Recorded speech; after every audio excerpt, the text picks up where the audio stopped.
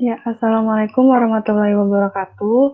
Kami dari kelompok 3, kelas pemasaran digital, pada kesempatan kali ini akan mencoba untuk berdiskusi terkait topik Customer Relationship Management. Sebelumnya, perkenalkan uh, kami memperkenalkan anggota kami, di mana anggota kami terdiri dari 4 orang, yaitu ada Alia, ada Prabu, ada saya, Salsa, dan ada Sri Rahayu. Nah, untuk outline diskusi pada kali ini itu terdapat 7 outline. Yang pertama ada lebih ke definisi Customer Relationship Management atau CRM. Yang kedua ada CRM dan data. Yang ketiga ada manfaat CRM, kemudian penerapan CRM, ada CRM sosial, kemudian ada langkah-langkah penerapan CRM, dan yang terakhir tools yang dapat digunakan untuk penerapan CRM. Nah, kayaknya kita langsung aja nih guys, dimulai diskusinya.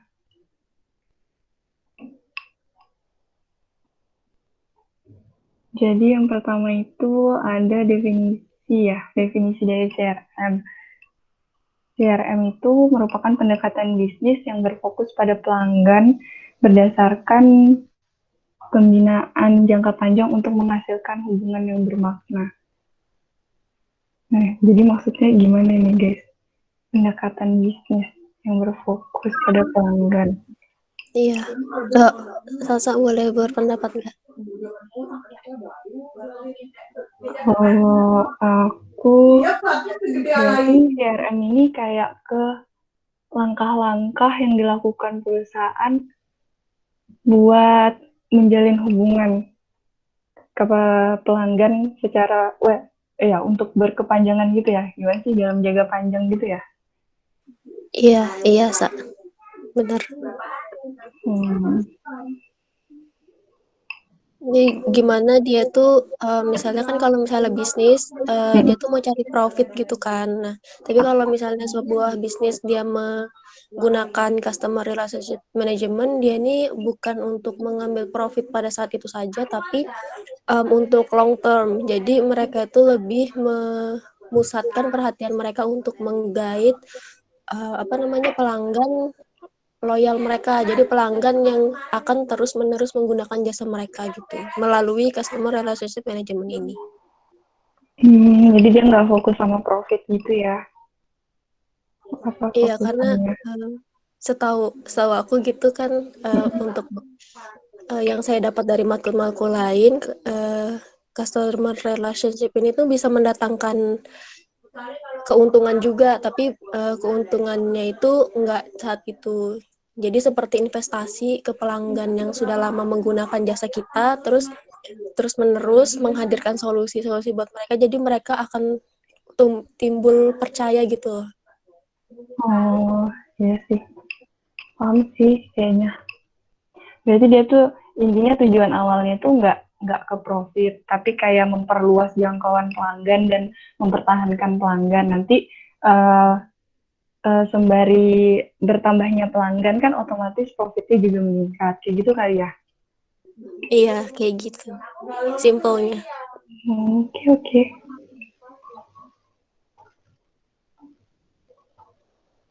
uh, aku boleh nambahin nggak?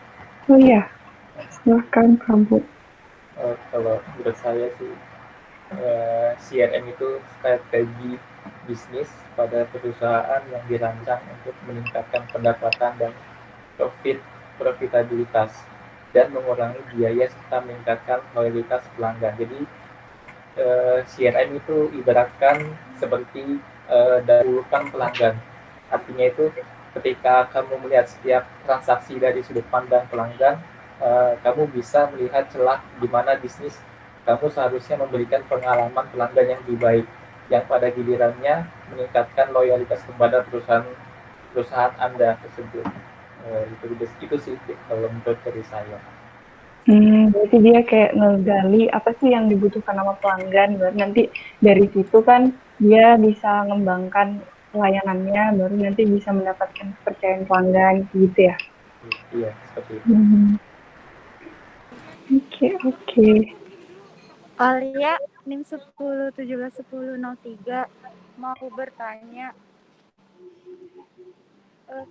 Tadi itu kan katanya kalau CRM itu cuman untuk pelanggan yang lama aja kan.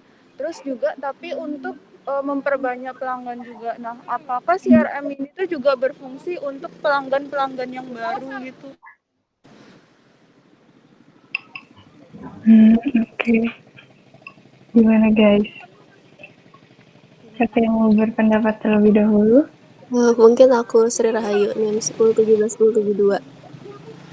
Jadi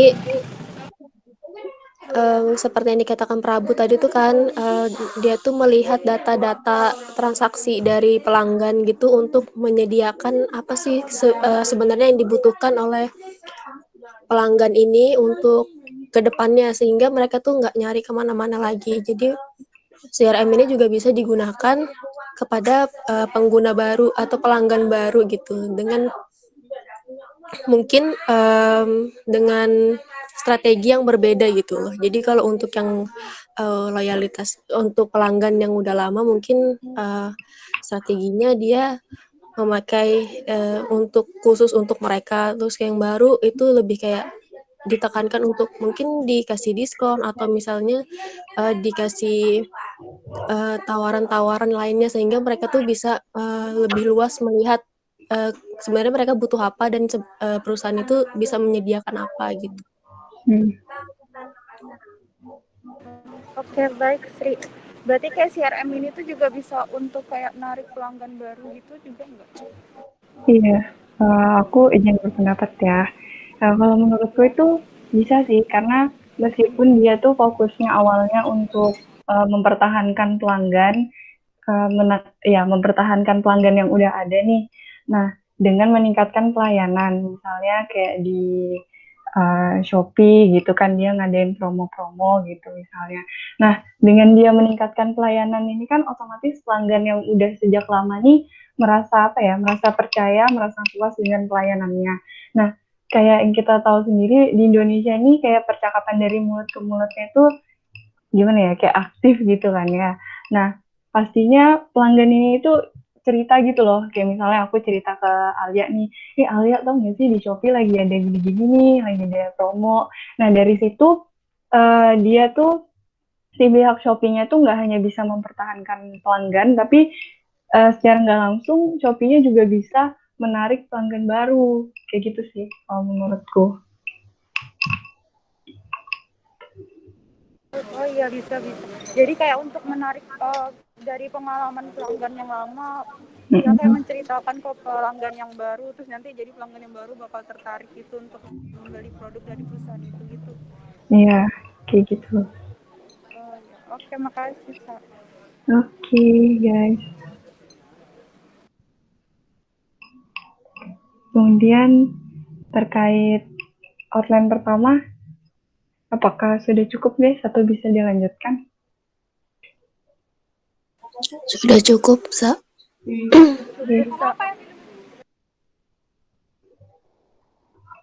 Kemudian ada understanding customer.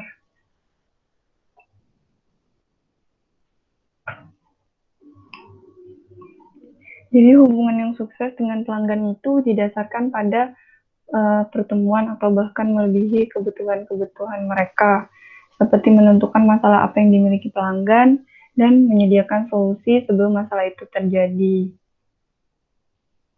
Kemudian ada customer touch point sama customer loyalty. Nah, mungkin teman-teman yang di sini bisa bantu menjelaskan apa itu, maksudnya customer touch point dan customer loyalty itu apa ya gitu.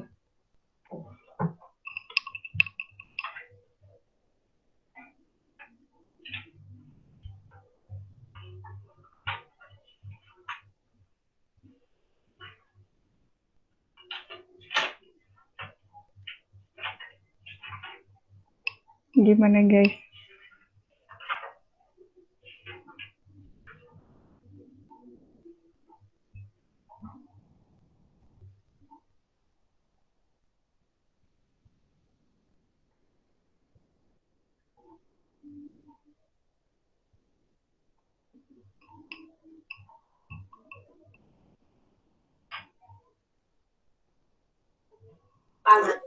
Menurutku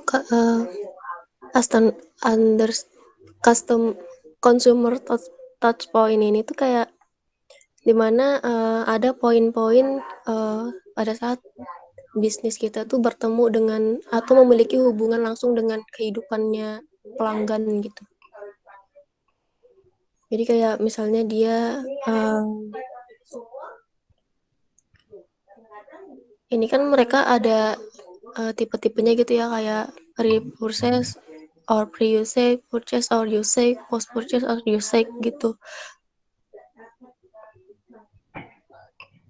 Jadi itu tuh kayak kalau pre-purchase or pre-usage itu untuk gimana caranya brand itu berkomunikasi dengan atau berinteraksi dengan prospek. Jadi prospek itu kayak orang-orang yang sebelumnya tuh bukan pelanggan kita, tapi kita komunikasikan kayak kita touch gitulah dengan brand kita tuh sehingga mereka akhirnya jadi jadi pelanggan kita gitu. Jadi mereka tuh yang prospek ini di bagian yang pre-purchase or pre-usage ini tuh dia tuh memiliki tujuan yaitu menambah customer, terus meningkatkan brand awareness, terus membentuk persepsi tentang brand yang kita punya, terus juga mengedukasi customer tentang produk dan layanan kita. Jadi menurutku ini untuk orang-orang yang belum tahu produk kita, terus kita komunikasikan tentang produk kita dengan tujuan-tujuan yang tadi. Lalu ada yang purchase or usage itu ini tuh ketika prospek tadi atau consumer itu memutuskan untuk membeli barang dari kita gitu. Dengan tujuan-tujuan itu ya, untuk menjaga kepercayaan diri, lalu mengantarkan nilai-nilai yang ada di nilai-nilai melalui produk-produk kita. Lalu tuh kayak bisa membuat consumer itu bisa membuat pembelian berikutnya gitu, apa sih kayak decision itu apa sih, menentukan mereka mau beli lagi atau enggak, lalu menaikkan persepsi tentang brandnya. Lalu yang terakhir itu ada post purchase or usage. Ini tuh kayak setelahnya itu, setelah interaksi antara customer dengan brand gitu. Jadi di fase ini tuh lebih kayak meningkatkan relationship mereka, terus meningkatkan pengalaman dari pengguna, kayak gitu-gitu sih menurutku. Jadi kalau misalnya yang untuk consumer touch point ini lebih kayak fase-fase di mana yang pertamanya konsumer itu hanyalah konsumer biasa sampai ke konsumer yang memiliki loyalitas tinggi gitu. Tapi kalau boleh tahu kayak consumer touch point sama loyalty ini berarti maksudnya kayak tujuan gitu ya, tujuan yang ingin dicapai dari understanding customer gitu kah? Atau gimana?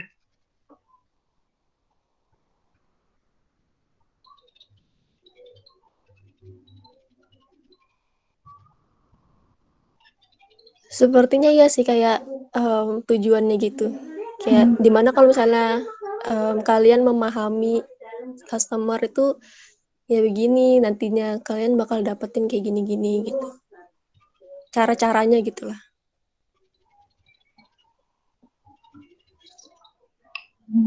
Oke. Kemudian ada yang ditambahin lagi nggak guys? Dari Alia atau Prabu?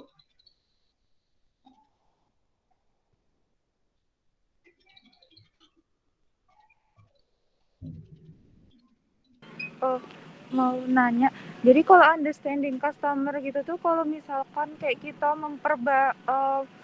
meningkatkan kualitas dari produk kita gitu tuh kan juga kayak untuk itu masuk kayak ke understanding customer nggak sih? Jadi kayak misalkan kan ini kan kayak ada consumer touch point yang untuk juga pre-purchase, pre-usage, purchase or usage, juga post-purchase or usage gitu tuh. kayak gitu-gitu. Kalau misalkan kayak kita untuk meningkatkan kualitas dari produk perusahaan yang dihasilkan gitu tuh berarti masuk ke understanding customer gitu ya.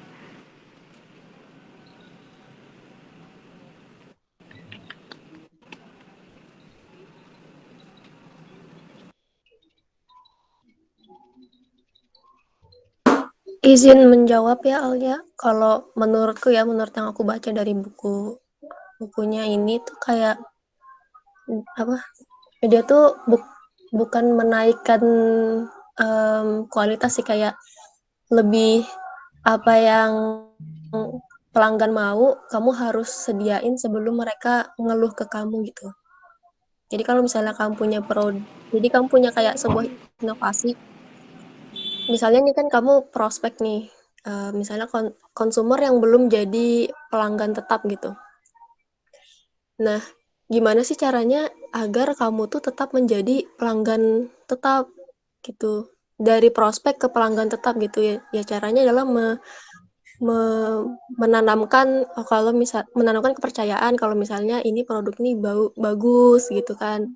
Terus percaya kalau misalnya brand ini nih bisa menjadi solusi dari segala macam permasalahanmu gitu. Nah, caranya dari pihak brandnya adalah ya menyediakan apa yang belum ada di yang belum ada yang belum ada solusinya. Misalnya kamu punya permasalahan, terus belum ada solusinya. Nah, dia tuh menyediakan sebelum kamu mengeluh kepada mereka. Jadi untuk yang apa kayak pre-use, purchase or use, atau post purchase or use itu lebih menekankan ke situnya sih. Kalau dilihat dari poin-poinnya. Oh gitu. Oke sih. Paham.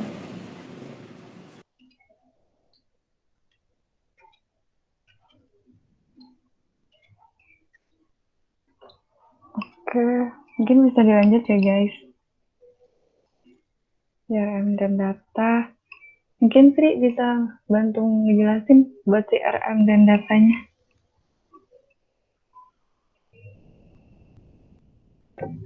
Jadi customer relationship management ini kan yang sudah kita bahas di awal itu, kalau misalnya kita nih mau membangun relationship itu bisa menggunakan data dari transaksi pelanggan kita. Jadi ketika misalnya ini ada ibu yang belanja baju bayi gitu kan. Nah, tapi keesokan harinya dia belanja misalnya peralatan buat mandi. Nah, kita bisa suggestion di transaksi berikutnya, kita bisa suggestion ke mereka kayak memberikan ini ada kalau misalnya beli kedua barang ini bisa diskon nih, atau misalnya ketika mereka beli baju doang, kita bisa tawarkan kayak ini kita punya varian baru nih untuk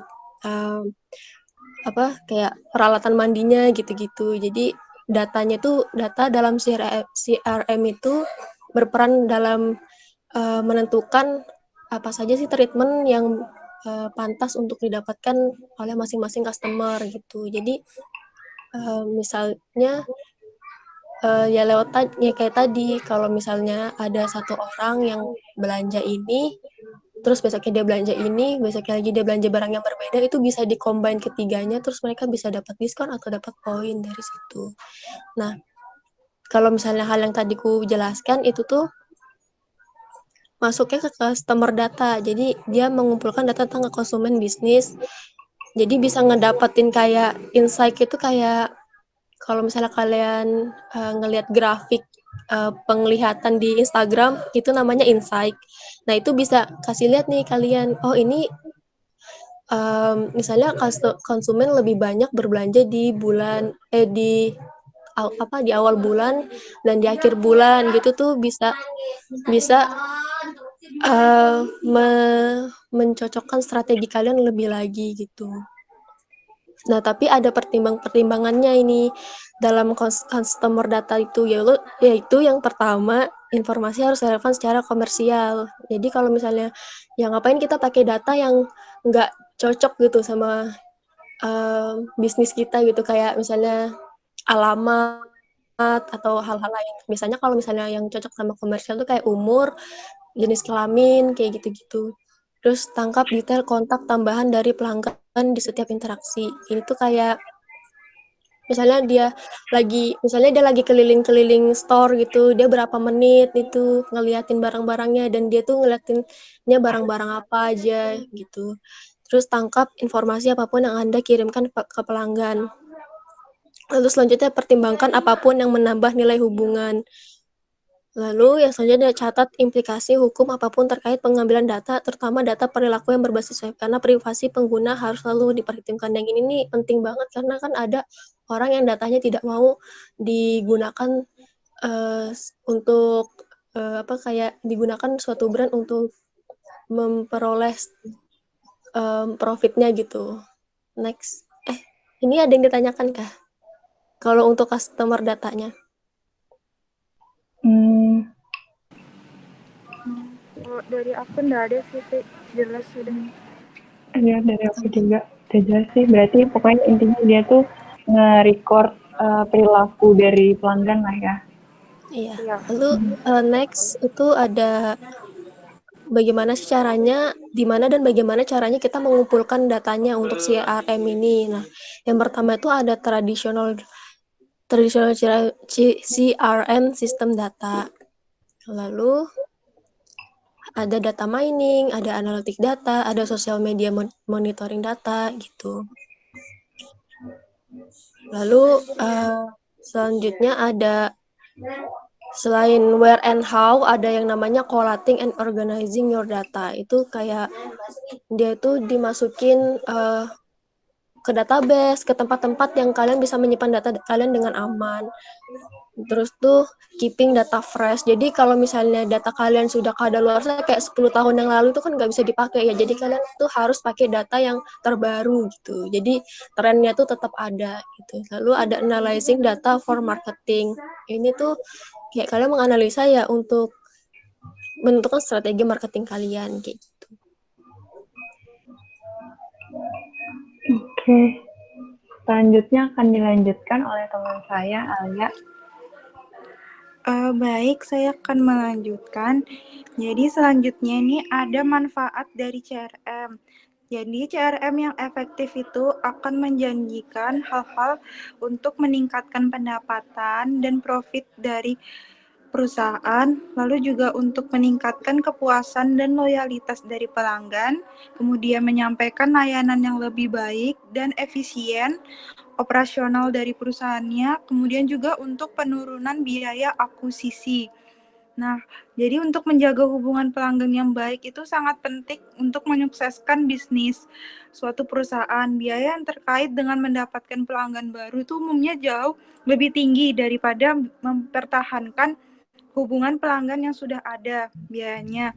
Jadi meskipun investasi dalam program atau platform komunikasi CRM itu bisa besar, biaya ini seringkali diimbangi dengan peningkatan dari pendapatan yang dihasilkan dengan mendorong bisnis yang berulang dari pelanggan lama tersebut.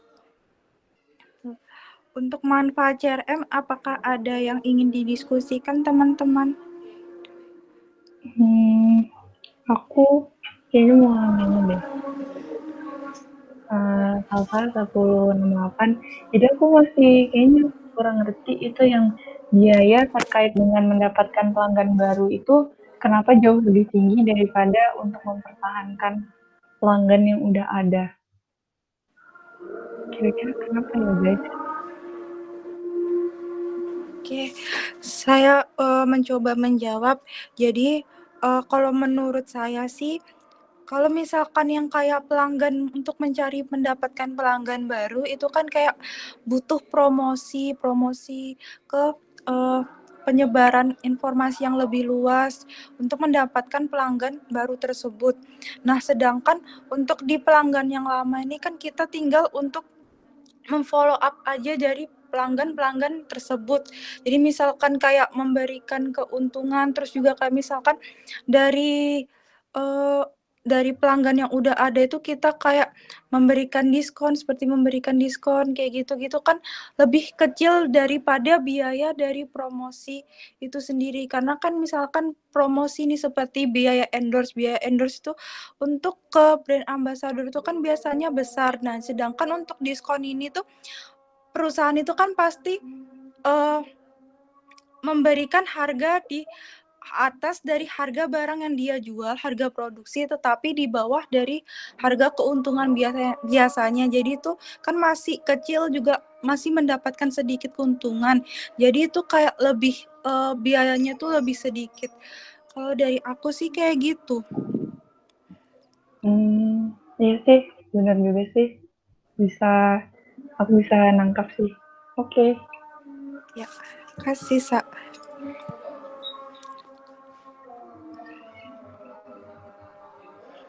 Mungkin dilanjut aja ya.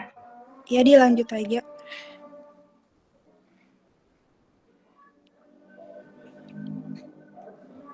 Nah, selanjutnya ini ada kayak memberikan nilai pada CRM. Jadi untuk memberi nilai pada CRM itu ada dari perspektif pemasaran, lalu juga ada perspektif penjualan dan perspektif biaya, kemudian juga ada perspektif dari layanan.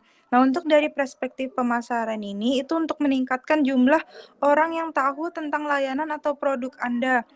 Nah, dari perspektif penjualan ini itu mengubah orang yang mengetahui layanan atau produk dari perusahaan tersebut menjadi orang yang telah melakukan pembelian.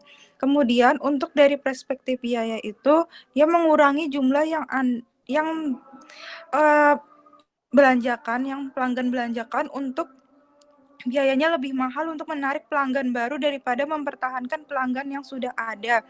Kemudian untuk dari perspektif layanan ini tuh memastikan orang-orang yang telah berinteraksi dengan perusahaan tersebut merasa puas dan senang. Nah, dari yang memberi nilai pada CRM ini, ada yang perlu didiskusikan ke teman-teman? Kalau dari aku cukup jelas. Mungkin Priyama Pramu?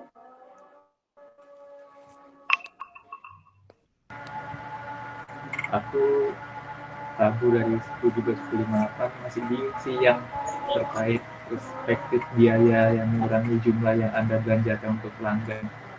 Kenapa biayanya lebih mahal daripada dia harus mempertahankan pelanggan yang sudah ada gitu. Oh, kalau yang saya mencoba menjawab ya. Jadi kalau yang perspektif biaya tuh kayak yang tadi itu sih, Embu, kayak yang di manfaat CRM itu yang tadi aku jelaskan itu, soalnya kan kayak untuk memberi diskon itu kan biayanya tuh kayak lebih besar daripada yang biaya promosi tadi sih. Baik. Maksudnya salah, kayak biayanya tuh lebih sedikit daripada untuk biaya promosi. Baik, mungkin itu aja sih yang saya tanyakan. Oke. Kalau gitu di next aja ya mungkin teman-teman. Nah, untuk selanjutnya itu ada penerapan CRM. Nah, untuk penerapan CRM itu ada dari segi pemasaran, kemudian juga penjualan, pemenuhan layanan, dan layanan yang diminta oleh pelanggan. Next. Kalau yang dari penerapan CRM di pemasaran ini tuh dengan kayak melakukan penargetan dan pembuatan profit yang dipersonalisasi di berbagai saluran pemasaran seperti telemarketing, terus juga untuk pemasaran di email, pemasaran media sosial, dan proyek manajemen kampanye. Kemudian tuh juga untuk menempatkan panduan yang tepat dari produk dan layanan perusahaan di depan setiap pelanggan pada waktu yang tepat. Nah, jadi kayak untuk penerapan CRM ini tuh kita juga kayak harus menempatkan di waktu yang tepat. Jadi misalkan kita mau kayak ngepost produk di Instagram, misalnya jualan di Instagram gitu, kayak untuk kalau misalkan waktunya malam-malam itu kan juga kayak nggak ada yang lihat. Jadi kayak harus menempatkan di waktu yang tepat. Jadi misalkan kayak siang-siang yang untuk jumlah intensitas konsumen yang melihat itu masih besar. Kemudian itu juga kayak harus memahami apa yang pelanggan lakukan dan inginkan, mencocokkan pengetahuan dengan informasi produk dan layanan dan mengukur kesuksesannya. Jadi juga kayak harus pelanggan itu maunya tuh seperti apa sih. Terus juga kayak dicocokkan tuh sama produk yang kita jual. Jadi misalkan kayak produk yang kita jual itu misalkan jilbab nih. Jadi jilbab seperti apa sih yang pelanggan itu mau kayak gitu-gitu. Terus kemudian untuk penerapan CRM selanjutnya nih ada dari penjualan. Nah, untuk di penjualan ini tuh kita juga harus memastikan pelanggan itu menerima produk yang benar. Jadi kayak kita harus kan kalau CRM itu kan kayak meningkatkan loyalitas gitu kan. Jadi kayak kita tuh juga harus memberikan produk yang benar. Jadi kalau misalkan kualitas dari produk yang kita nih juga buruk, nggak benar gitu kan juga akan menghilangkan pelanggan tuh untuk tetap membeli dari perusahaan kita. Terus juga CRM ini tuh harus memastikan proses yang terkait penjualan yang benar dilakukan dalam organisasi.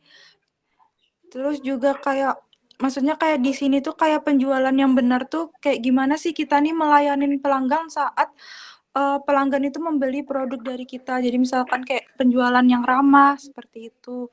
Terus juga kayak memungkinkan semua pihak dalam transaksi untuk berinteraksi itu satu sama lain. Jadi kayak untuk CRM ini tuh kita kayak harus apa ya? Kayak gimana ya untuk menjelaskannya tuh kayak mungkin kayak pelanggan itu kayak misalnya kan mau tanya-tanya itu kita harus kayak menanggapi kayak gitu-gitu. Terus juga kayak untuk sertakan sistem yang membuat perwakilan penjualan langsung tuh berhubungan dengan pelanggan di titik penjualnya. Kemudian untuk penerapan CRM ini tuh juga ada untuk pemenuhan layanan ya. Jadi kayak untuk pemenuhan layanan di situ dari segi untuk meningkatkan layanan yang Anda berikan kepada pelanggan saat ini melalui manajemen respon email, terus sistem pendukung media sosial, kemampuan telepon seperti distribusi panggilan otomatis, integrasi komputer telepon, manajemen antrian atau alur kerja, respon suara interaksi dan panggilan prediktif. Terus juga pengembangan sistem penyelesaian masalah otomatisasi alur kerja dan sistem penerimaan layanan lapangan. Jadi untuk pemenuhan layanan itu kita kayak menerapkan sistem-sistem yang dapat mendukung pelayanan kita kepada pelanggan secara cepat seperti itu. Jadi biar kayak lebih cepat. Terus juga kayak untuk layanan yang diminta pelanggan ini tuh kayak membuat dan mengelola sistem atau kapabilitas yang dapat secara langsung diakses oleh pelanggan. Terus web self-service, search, instant message, terus juga email queries, voice over IP atau VoIP, browser dan application sharing, konferensi, call me capabilities, social media support atau online forum. Jadi kayak untuk di sini tuh kayak kita menerapkan layanan-layanan yang dibutuhkan oleh pelanggan. Jadi kayak untuk meningkatkan layanan sistem gitu. Nah, ini ingin didiskusikan tentang penerapan CRM ini.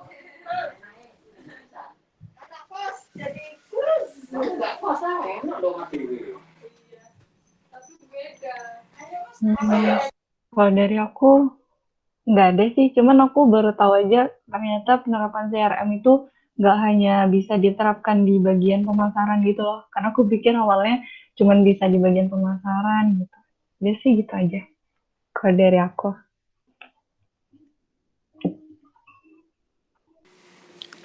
Iya, jadi kayak lebih dari banyak segi gitu yang berkaitan. Mungkin di next aja kali ya. Iya, next aja sih. Kalau nggak ada. Kemudian ini juga ada CRM sosial. Jadi kok CRM sosial ini tuh kayak yang seperti yang aku tangkap itu dari yang aku baca dan yang aku pahamin tuh dia kayak tadi itu sih kayak yang tadi ada yang kita bahas juga. Jadi dia kayak untuk merangkul pelanggan baru dari pelanggan yang sudah ada. Jadi kayak misalkan dengan menggunakan media sosial. Jadi kayak media sosial gitu tuh kan kayak pelanggan yang membeli ke kita, dia tuh kan kayak misalnya sering tuh kayak ngepost produk terus dengan merek dari perusahaan tersebut. Nah, jadi kayak untuk kan dia ngepost merek gitu tuh kan juga banyak dilihat oleh orang lain kan. Nah, banyak dilihat dari orang lain itu juga kayak eh, untuk meningkatkan apa sih, hubungan dengan pelanggan tersebut. Jadi kayak hubungan dengan pelanggan baru. Jadi kayak pelanggan baru itu jadi bisa mengenal produk kita dan juga membeli dari produk dari perusahaan itu. Kayak gitu.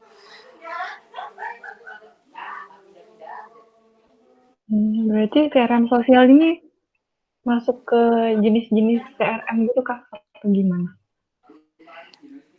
Dia tuh kayak masuk ke CRM tapi kayak bidang baru gitu loh. Soalnya kan kayak sekarang tuh udah ada media sosial kan. Jadi kayak untuk CRM-nya ini melalui media sosial dan disebut sama dengan CRM sosial ini. Tuh kayak Oke.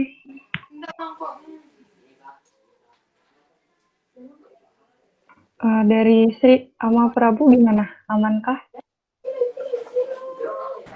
Dari saya cukup biasa. Aku paham aja sih, berarti kalau CRM sosialnya juga termasuk ke dalam kayak forum online gitu kan, ya, kayak pembicaraan di forum online gitu.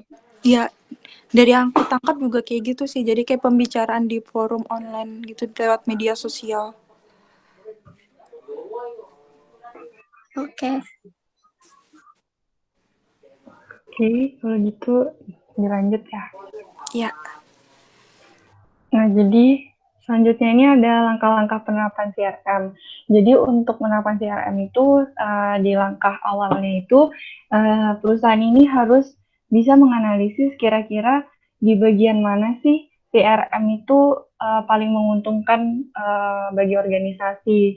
Apakah di bagian penjualan atau pemasaran atau di bagian pelayanan untuk pelanggan seperti yang telah dijelaskan oleh teman saya Alia sebelumnya.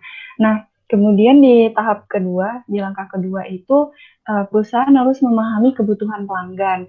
Jadi dua elemen penting untuk memahami kebutuhan pelanggan itu yaitu ada service delivery dan customer support. Nah, untuk memahami kebutuhan pelanggan ini, perusahaan itu bisa memakai online monitoring tools atau juga melihat insight dari sosial media seperti penjelasan pada CRM sosial tadi. Kemudian yang ketiga itu adalah menetapkan tujuan dan ukuran kesuksesan. Jadi setelah tadi di langkah pertama perusahaan itu menentukan kira-kira bagian mana yang paling menguntungkan bagi organisasi untuk dilakukan penerapan CRM, habis itu dispesifikin lagi nih tujuannya. Apakah tujuannya itu untuk meningkatkan jumlah pelanggan, atau meningkatkan profitabilitas pelanggan, atau memperluas jangkauan pasar, atau juga bisa meningkatkan tanggapan terhadap kampanye yang dilakukan oleh perusahaan. Kemudian juga ditentukan ukuran kesuksesannya, misalkan untuk meningkatkan jumlah pelanggan nih. Nah, perusahaan punya target tuh misalnya tahun 2021 itu pelanggannya meningkat berapa persen, seperti itu. Untuk selanjutnya yang di tahap keempat yaitu menentukan bagaimana CRM ini akan diterapkan. Jadi kira-kira itu apa aja sih yang dibutuhkan, seperti channel apa yang ingin digunakan, misalnya apakah website atau sosial media atau email, itu fokusan channelnya itu lebih kemana gitu. Kemudian touchpoint mana yang menjadi fokusan. Seperti yang dijelaskan di awal tadi mengenai touchpoint itu ada pre-purchase, ada purchase, dan post-purchase. Kemudian mengenai tools yang dibutuhkan juga dipertimbangkan di tahap keempat ini. Setelah itu di langkah yang terakhir yaitu memilih tools yang tepat. Nah, tools CRM ini kan lumayan banyak. Jadi untuk memilih tools yang tepat itu kita harus benar-benar memahami apa sih tujuan kita dalam menerapkan CRM itu. Seperti yang telah dijelaskan sebelumnya, misal meningkatkan jumlah pelanggan dengan meningkatkan pangsa pasar atau memperluas jangkauan pasar ya. Nah, untuk meningkatkan jumlah pelanggan ini kan kita itu pasti butuh data preferensi tiap pelanggan. Maksudnya itu kesukaan atau minat pelanggan itu kan beda-beda. Nah, kita butuh data itu. Tapi sedangkan kalau semisal tujuan kita itu untuk memperluas jangkauan pasar kan, kita nggak hanya butuh data tentang preferensi pelanggan tadi kan, kita juga butuh data mengenai para pesaing kita. Nah, jadi tujuannya itu disesuaikan nanti dengan tools yang akan digunakan. Seperti itu. Dari langkah-langkah penerapan CRM, apakah ada yang ingin ditanyakan, teman-teman?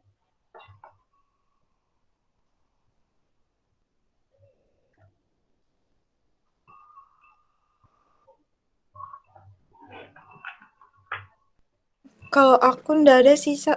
Cukup jelas. Oke, berarti Sri sama Prabu aman? Aku masih nanya yang menentukan bagaimana CRM akan diterapkan gitu sih. Kayak kan tadi dibilangnya kayak promosi juga termasuk gitu ya.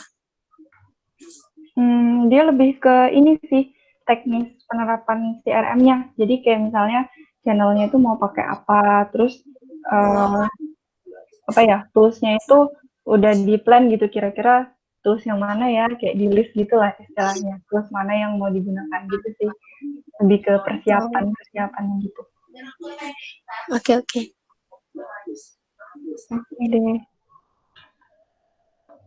lanjut ya guys. Ya, Sa.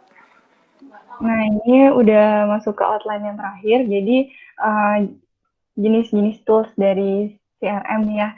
Yang pertama itu ada kolaboratif CRM tools. Jadi tools kolaboratif ini dia lebih mengacu pada proses menggabungkan data pelanggan di semua aspek perusahaan.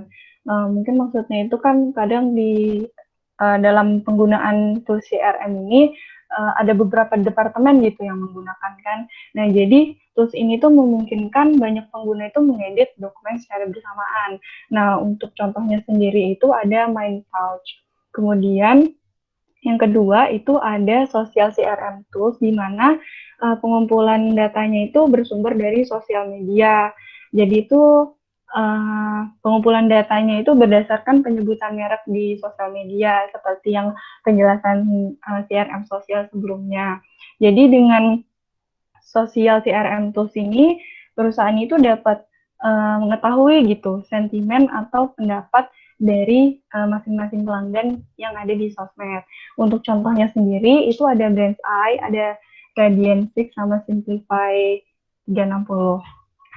Selanjutnya ada operasional CRM tools, di mana pada tools ini tuh pengumpulan datanya tuh didasarkan pada channel mana sih yang paling berpengaruh, atau kayak channel front end-nya dari perusahaannya gitu. Untuk contohnya itu ada On Contact sama Zoho CRM.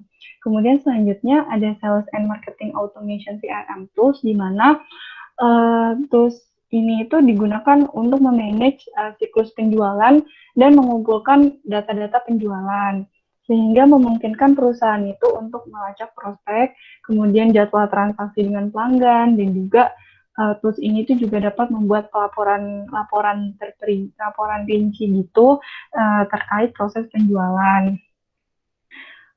Contohnya itu ada HubSpot, di mana HubSpot ini tuh memungkinkan perusahaan untuk membuat dan mengirim email berdasarkan perilaku dari pelanggan. Nah, baru kemudian yang terakhir itu ada analytical CRM tools, di mana tools ini tuh memungkinkan perusahaan untuk merekam, menyimpan, dan menyelidiki data pelanggan agar dapat memahami perilaku pelanggan. Nah, contohnya itu ada Keysense, di mana Keysense ini merupakan alat CRM analitik yang paling populer, karena di Keysense ini dia dapat meramalkan perilaku pelanggan, kemudian menjelaskan preferensi pelanggan, minat pelanggan gitu, kemudian juga dapat memungkinkan dapat memberikan rekomendasi kira-kira kampanye apa sih yang dapat digunakan gitu. Apakah dengan contoh-contoh kampanye itu biasanya tuh kalau nggak salah bisa melalui sosial media, bisa juga melalui apa sih namanya baliho ya itu kayak gitu, atau bisa juga kayak dengan mengadakan kompetisi-kompetisi itu termasuk kampanye. Nah, sekian untuk tools CRM guys. Apakah ada yang ingin didiskusikan? Cukup Sa kalau dari aku. Cukup, Sa. Oke, dari Prabu? Bagus sih. Cukup aja sih. Jadi toolsnya ini penggunaannya tuh berbeda-beda ya sesuai kebutuhan dari perusahaan yang diinginkan gitu. Iya, benar. Sesuai kebutuhan, sesuai tujuannya juga.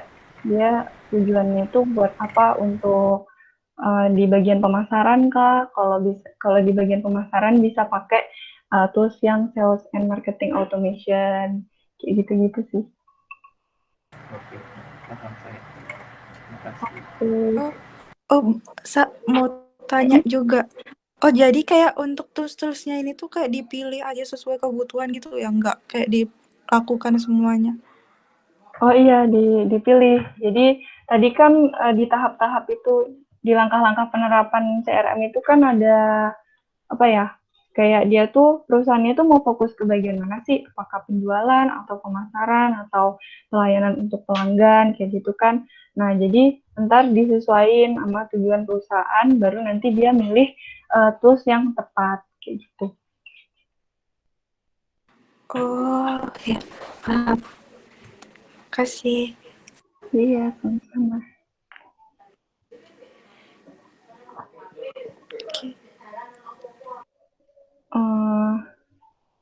Mungkin untuk diskusi kali ini cukup sampai sini. Semoga apa yang kita diskusikan ini menjadi ilmu baru buat kita. Kurang lebihnya mohon maaf, guys. Assalamualaikum warahmatullahi wabarakatuh. Waalaikumsalam warahmatullahi wabarakatuh.